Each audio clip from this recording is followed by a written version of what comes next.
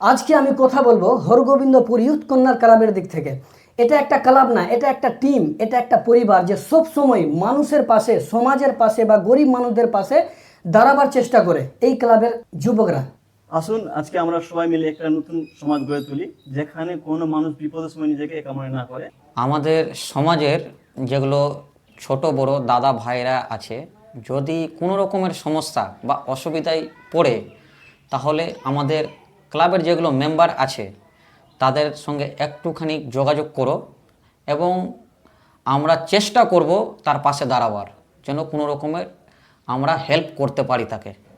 আমরা আজ সবাই এখানে বসে আলোচনা করছি, অথচ আমরা সবাই ইউথ কর্নার ক্লাবের ছেলে। আমরা এই ক্লাব থেকে সবাইকে অনেক রকমের সুখ সুবিধা, অথচ মানুষের পাশে দাঁড়িয়ে থাকি।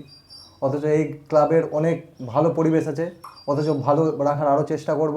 অথচ আপনারা সাপোর্ট, শেয়ার, লাইক করেন। কিন্তু এই ধরনের কাজ করার জন্য আমরা কয়েকজন নিয়ে সম্ভব নয়, এতে আপনাদের সহযোগিতা এবং দুয়া এবং আশীর্বাদেরও দরকার।